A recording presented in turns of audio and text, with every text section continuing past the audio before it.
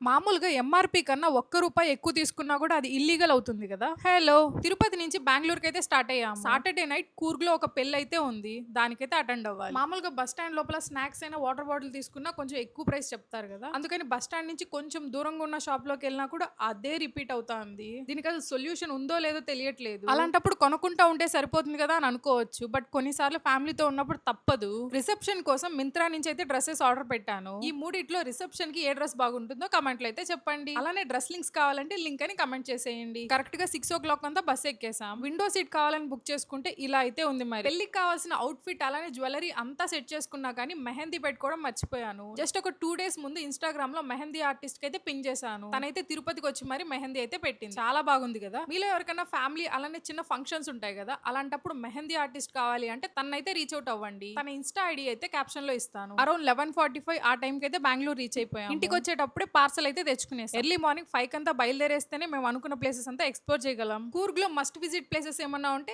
Comment లో అయితే చెప్పేయండి. సరే అయితే.